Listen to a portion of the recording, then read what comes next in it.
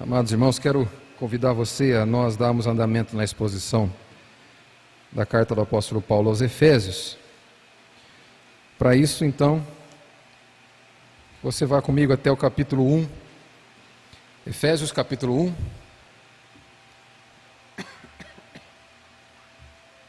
verso 15.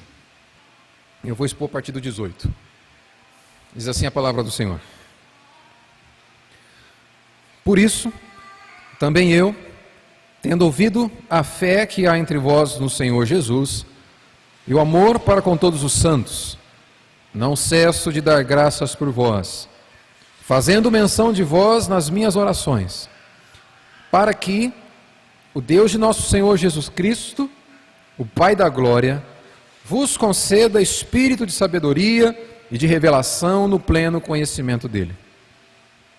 Iluminados os olhos do vosso coração, para saberdes qual a esperança do seu chamamento, qual a riqueza da glória da sua herança nos santos, e qual a suprema grandeza do seu poder para com os que cremos, segundo a eficácia da força do seu poder, o qual exerceu ele em Cristo, ressuscitando dentre os mortos, fazendo-o assentar à sua direita nos lugares celestiais, acima de todo principado e potestade, e poder, e domínio, e de todo nome que se possa referir, não só no presente século, mas também no vindouro. E pôs todas as coisas debaixo dos seus pés, e, para ser o cabeça sobre todas as coisas, o deu à igreja, o qual é o seu corpo, a plenitude daquele que a tudo enche em todas as coisas. Até aqui a leitura da palavra do Senhor. Oremos e amém.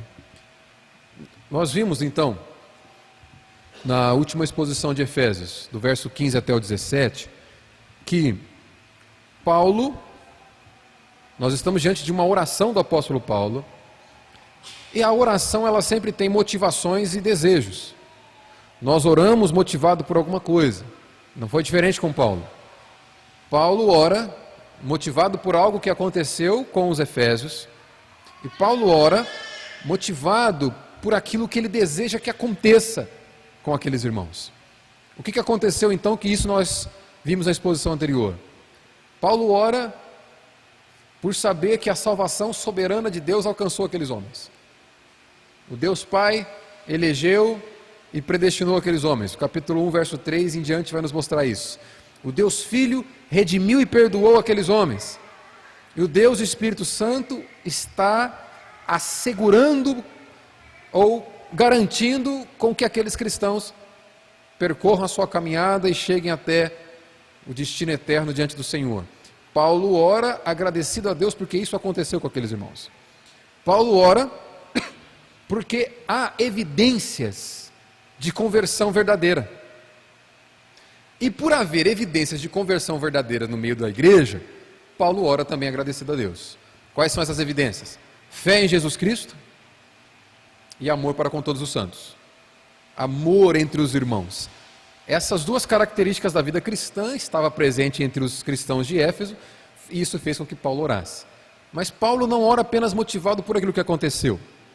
Paulo ora motivado por aquilo que ele deseja ver acontecendo entre aqueles irmãos.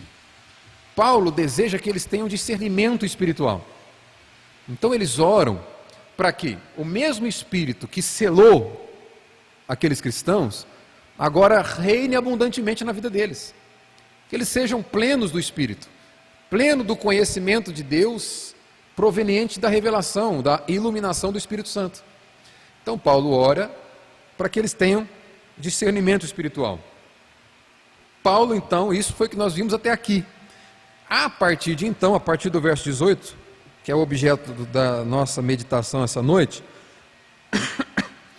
nós vamos ver que esse discernimento que Paulo pede que aqueles irmãos tenham, é um discernimento que ilumina o espírito humano.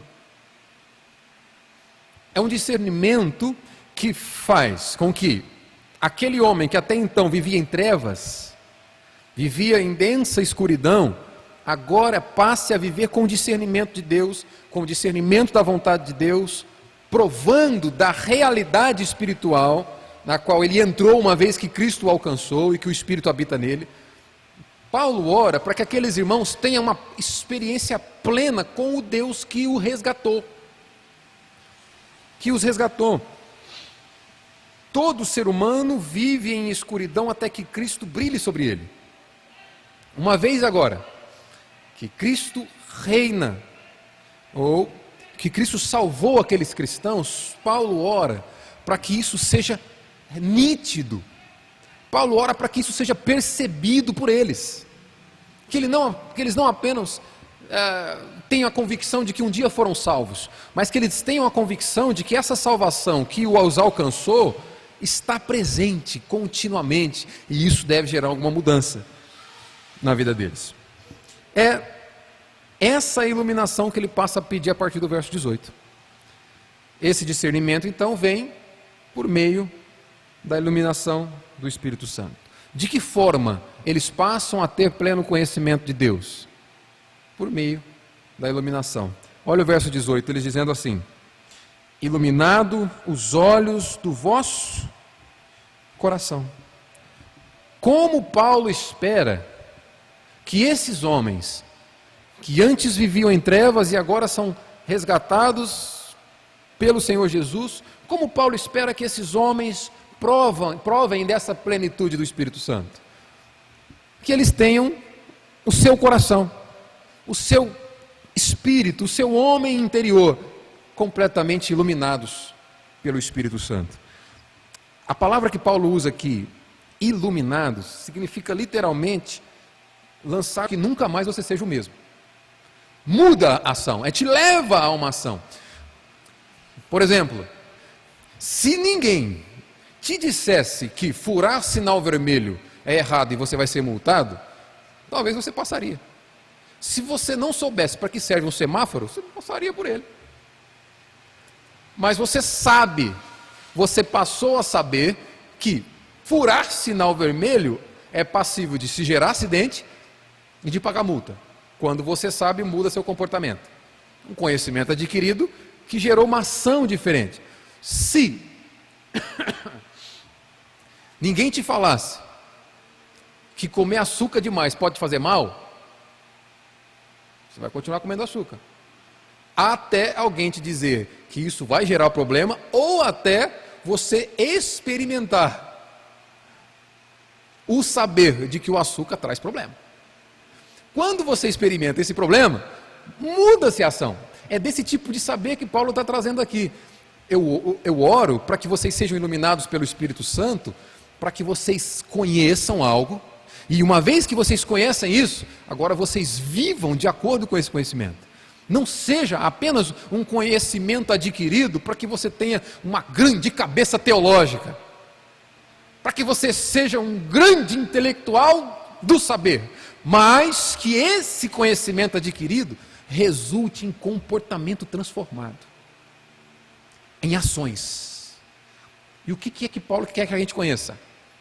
E aí ele faz uma lista. E a primeira da lista é: para saberdes qual é a esperança. Essa esperança aqui, irmãos, não é a esperança como nós usamos no nosso português. Quando eu digo assim, eu espero que dê tudo certo para a sua vida, viu, Carlinhos? Eu estou partindo de que ponto? Olha, eu desejo que dê tudo certo. Se der errado, não é uma convicção, é uma hipótese. Olha, eu espero que dê certo. Eu espero que dê certo essa semana para todos. É um desejo. Não é a palavra esperança no Novo Testamento, aplicada por Paulo aqui, não é essa a esperança. Diz respeito a uma certeza daquilo que espera. Isso é a esperança aqui aos olhos de Paulo. Ele está dizendo o seguinte: eu oro para que vocês sejam iluminados e saibam, conheçam essa expectativa que é certa. Não é apenas uma hipótese, uma certeza. Há algumas características na esperança aqui. Essa esperança que Paulo usa, primeira característica, ela não é egocêntrica. Primeiro, Não é uma hipótese, é uma certeza. E essa certeza não é egocêntrica, ela é cristocêntrica. Não é uma certeza que você tem pelo fato de você ser capaz. Eu sei que vou conseguir. Eu estou certo disso. Não. A esperança a qual Paulo traz aqui é: eu sei que eu sou incapaz, mas sei que o Deus a quem eu sirvo é capaz, e que o Cristo a quem eu sirvo é fiel para levar a cabo a sua obra. Portanto, é a isso que eu me apego. É certo que Ele não vai deixar pelo caminho. É certo que a obra que Deus começou vai ser levada a cabo. É essa a esperança. Paulo ora para que isso faça parte do seu conhecimento, para que você tenha certeza. Uma certeza que é dada pelo Senhor. Certeza do quê? Do seu chamamento. Para saber da esperança do seu chamado. Chamamento. O chamamento ao qual ele usa aqui é a ação do Deus que elege os seus filhos, que chama os seus filhos. Paulo está orando para que a igreja tenha convicção, para que a igreja se apegue a essa realidade. Não é algo potencial, não é algo que pode vir a acontecer, é uma realidade dada pelo Senhor, que chamou a igreja. É disso que ele vem tratando. Esse chamamento não é uma opção, é uma retirada definitiva do mundo, é uma separação para o próprio Deus. É o mesmo chamado que Paulo recebeu. Não é uma opção. É uma retirada definitiva. Como que será que foi o chamamento de Paulo? Jesus chegou para Paulo: prazer, eu sou Jesus. Ah, prazer, Paulo, sou Paulo, tudo bem? Eu vim aqui te fazer um convite. Eu vejo que você tem potencial. Eu queria te chamar para você me seguir. Você aceita? Você está disposto? Ah, não, muito obrigado. Dessa vez. Foi assim o chamado de Paulo? A Bíblia diz que Jesus retirou Paulo definitivamente para ele. Jesus separou Paulo definitivamente para servi-lo. É desse chamado que Paulo está ensinando aqui. Que vocês tenham convicção, que vocês tenham a plena certeza que Deus chamou vocês. Senhor, eu oro para que eles saibam, e ao saber, que eles vivam de acordo, que eles saibam, que eles tenham plena convicção de que o Senhor os resgatou, e que o Senhor os chamou, e isso deve gerar algo em nós. Essa certeza de que somos chamados por Deus deve trazer algum resultado. Por isso Paulo ora, para que essa verdade esteja continuamente presente no nosso coração. Pensa um pouquinho.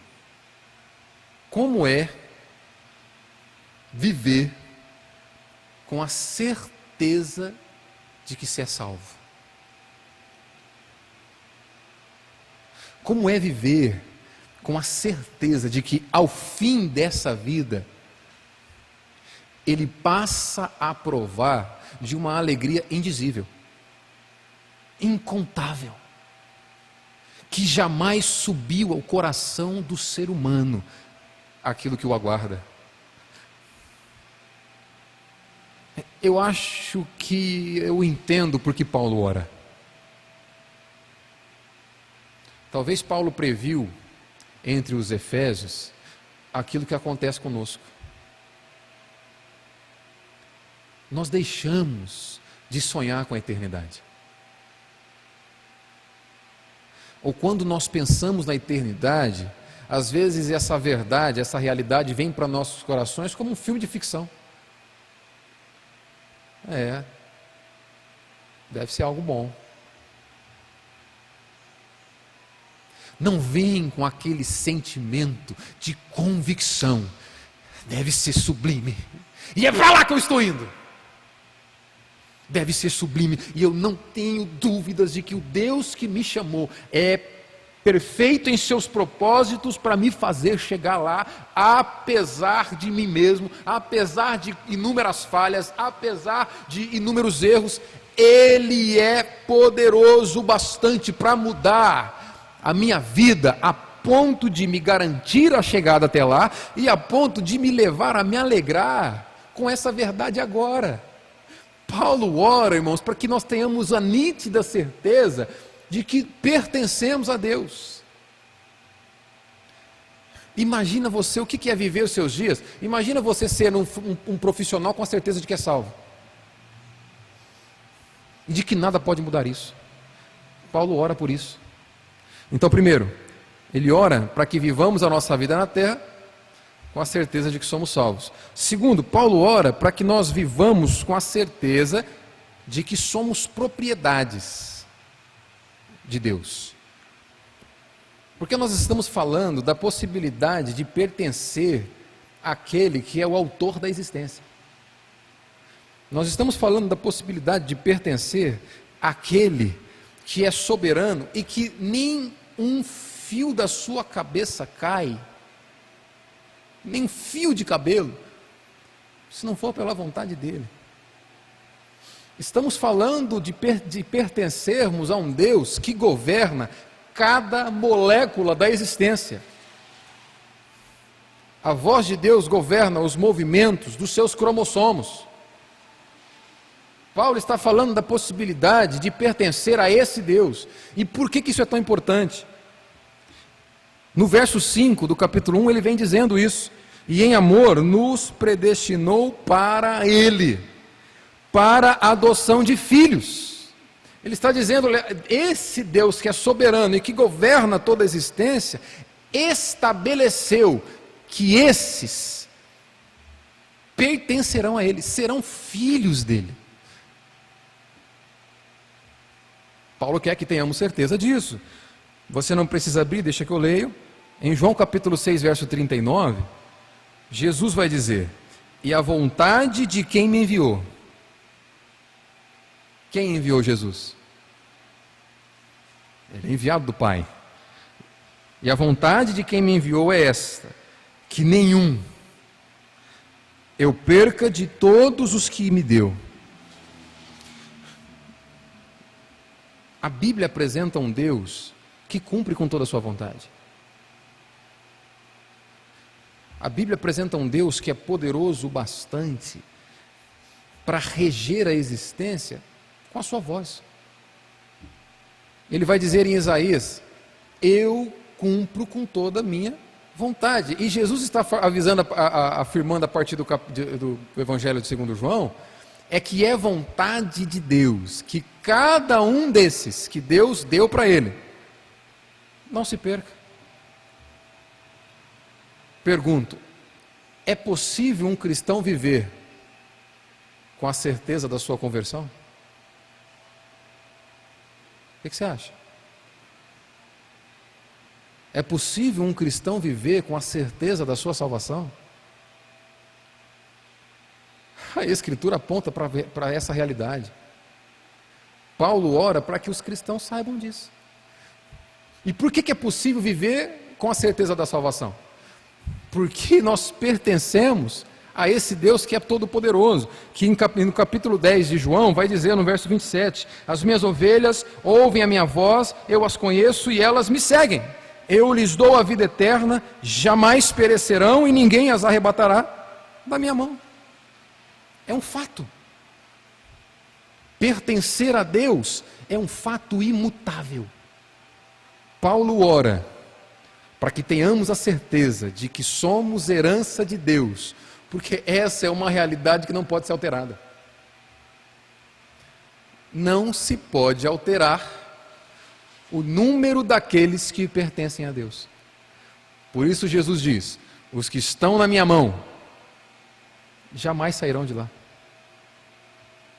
Isso é motivo de alegria para Paulo.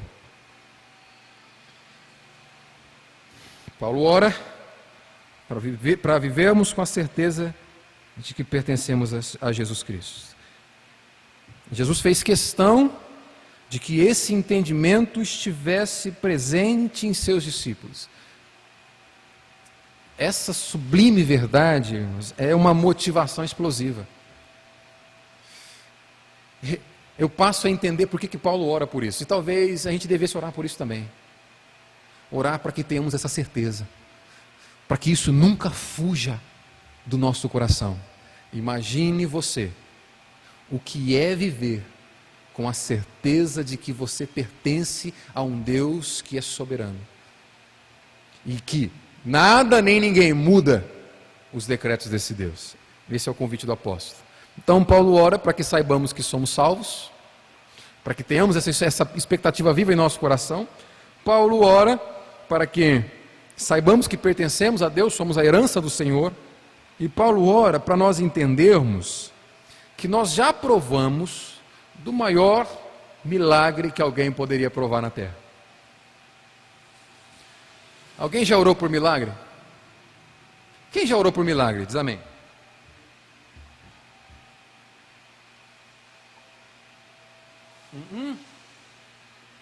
Não?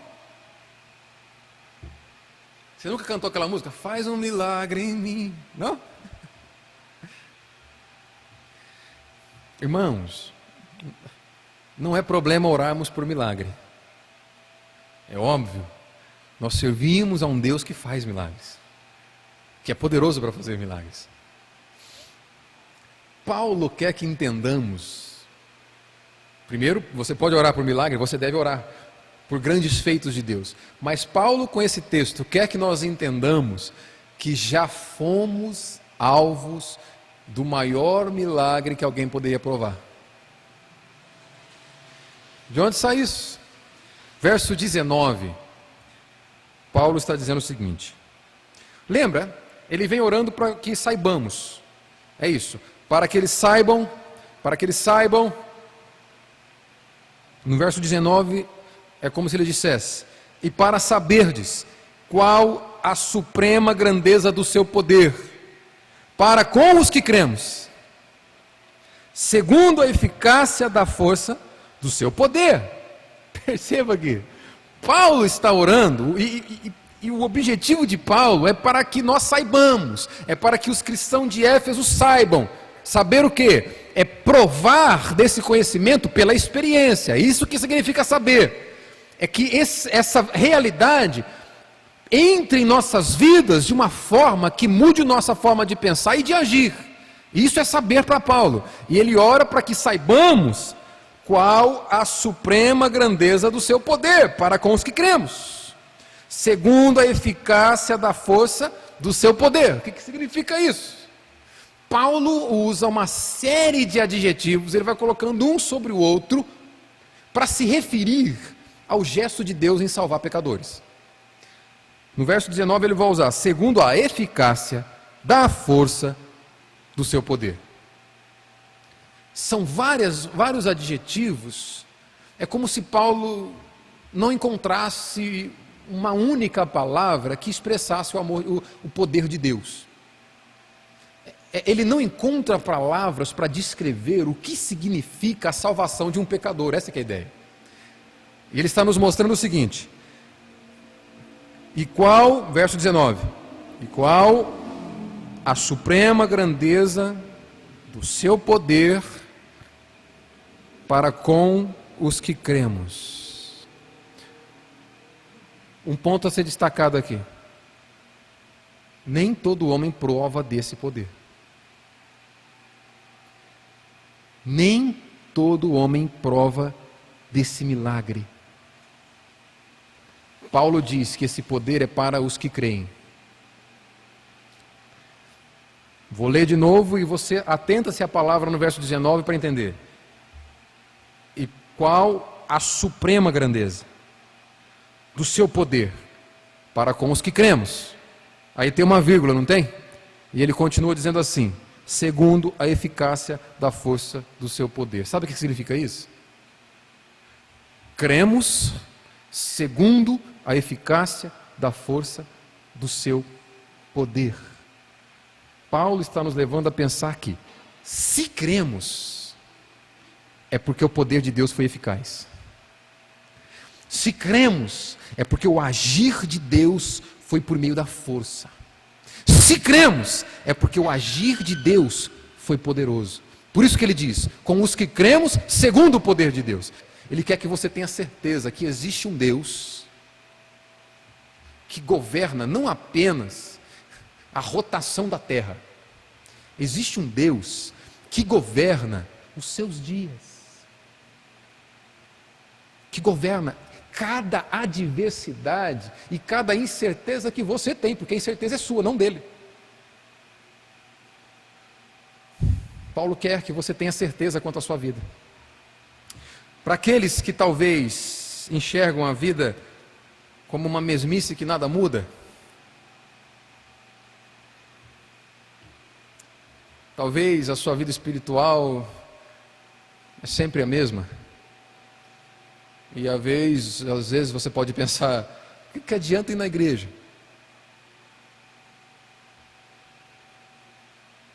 Nada muda.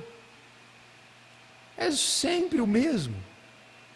Eu tenho que chegar lá, tenho que ouvir um cara me falar algumas coisas durante alguns minutos, vou para minha casa e domingo de novo.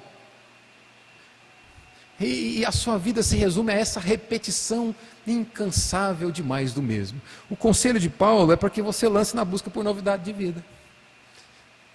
E como é que a gente faz isso? Como que nós provamos novidade de vida?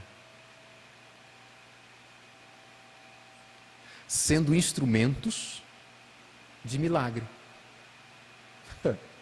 Como assim? Eu disse que Paulo nos mostra que nós fomos alvos do maior poder já revelado na terra. O poder que faz com que Cristo governe Andrômeda. O poder que faz com que Cristo governe os cosmos. Poder que faz com que Cristo reine sobre toda a humanidade. Esse poder foi usado para te tirar do império das trevas. Esse é o milagre que Deus realiza sobre a terra. E Ele te chama a ser participante disso. Quer uma receita para a sua vida sair da mesmice? Começa a ganhar alma. Porque cada alma ganha, cada alma saqueada do inferno é uma mudança de história da qual você faz parte. Quer que a vida deixe de ser essa mesmice, esse marasmo religioso? Começa a ser instrumento de Deus para que vidas experimentem de milagres. Comece a olhar para trás e ver quantos estão seguindo a Jesus, porque um dia te conheceram. Se conversão é realização de milagre, começa a ganhar alma, e a sua vida jamais vai ser a mesma. A melhor forma de você e eu mudarmos as nossas vidas é vermos vida de outras pessoas sendo mudadas. A melhor forma de você mudar a sua vida é ver Deus mudando outros, porque são histórias transformadas através da qual você faz parte. Onde está o senso de realização? O que te faz ter satisfação com a vida? O Espírito Santo. Paulo quer que nós saibamos que o Espírito Santo é o penhor da nossa herança. Ele quer que nós saibamos que é possível provar agora. Isso é o penhor, isso é a garantia dada daquilo que nos aguarda na eternidade. Essa alegria que não é possível contar, Paulo quer que nós tenhamos a certeza que nós provemos agora. É por isso que a Bíblia nos aconselha a crescermos na graça e no conhecimento de Deus. Quanto mais conhecimento de Deus você tiver, meu irmão, mais intensa vai ser a sua adoração. Quanto mais conhecimento de Deus você adquirir, mais densa vai ser a sua oração. Vida superficial é resultado de conhecimento superficial. É impossível, guarda isso. É impossível você adorar a Deus de forma profunda se o seu conhecimento for raso. Existe uma mentira que Satanás infiltrou dentro de algumas igrejas durante muitos anos. Que se você estudar demais, você vai esfriar a sua fé. Isso é mentira de Satanás. E Satanás faz isso expondo a Bíblia, porque Satanás expõe a Bíblia. Você sabia que Satanás prega expositivamente também? O problema é que ele adultera o texto. Ele extrai o texto do contexto e prega. Foi assim quando ele tentou Jesus. E uma pregação que Satanás tem feito dentro das igrejas é a letra mata. Extrai o texto completamente do seu contexto, dizendo que se você estudar a Bíblia, você vai esfriar na fé. Isso é mentira de Satanás, porque não há adoração profunda com conhecimento raso. Quanto mais você conhecer da Escritura, quanto mais você conhecer de teologia, quanto mais você conhecer de teologia, mais sincera será a sua oração, mais conteúdo vai ter a tua oração. Porque muita gente pensa, teologia é coisa de pastor. Sabe o que significa teologia? Conhecimento de Deus. Todo cristão tem que conhecer Deus, velho. Invista na sua formação bíblica. Se você quiser uma adoração verdadeira, se você quiser sair de uma mesmice espiritual, invista no seu conhecimento bíblico. Minha vida espiritual é a mesma coisa. É porque você só conhece aquilo que já sabe. Minha vida. O primeiro passo para você definhar na sua fé é você se acostumar com aquilo que conhece. Quer um conselho, irmão? Invista no seu conhecimento bíblico. E aí sim, você vai provar de profundidade. Tinha várias coisas para dizer. Irmãos, eu vou encerrar por aqui. Isso aqui é uma oração. Nós separamos aí 2 noites para expor uma oração de Paulo. Você ora assim? Sabe por que Paulo ora assim? Sabe por que Paulo ora com essa profundidade? Paulo ora desejando essa intensidade na vida dele e nas dos irmãos? Porque ele se aplica em conhecer o Senhor, em conhecer a Escritura. Amém? Invista no seu conhecimento bíblico, teológico, acerca de Deus, para que você tenha prazer ao chegar amanhã numa reunião familiar e entender que é possível viver com a certeza da salvação. Imagine você o que é uma família que tem certeza da sua salvação. Imagina você a reunião desses irmãos. Imagina você chegar na sua casa e se reunir com seus familiares, cantando louvores a Deus, pelo fato de se alegrar com a realidade da salvação de vocês. Isso muda nossos encontros familiares. Imagine você um trabalhador que tem certeza de que pertence a Deus. O seu empenho no trabalho não vai ser mais esperando algo em troca do seu patrão. O seu empenho no trabalho vai ser por saber que você não pertence àquele que te remunera, você pertence ao Senhor, então você vai fazer para Ele. Isso muda tudo nos nossos relacionamentos, irmãos. Isso vai mudar a sua vida evangelística no ano de 2020. Saber que o maior milagre que Deus pode realizar sobre a terra é uma alma sendo convertida. Eu oro, assim como Paulo orou, para que nós provemos de milagres aqui na cidade de Pitangueiras. Que haja milagre na sua família. Que haja milagre na sua família, no seu trabalho. Lá na sua academia. Que haja vidas entregues a Jesus. Que vocês provem do poder de Deus. O mesmo poder que tirou Cristo do túmulo. Que vocês possam ser embaixadores desse poder. Em nome de Jesus. Amém? Queria te convidar a fechar teus olhos, baixar tua cabeça.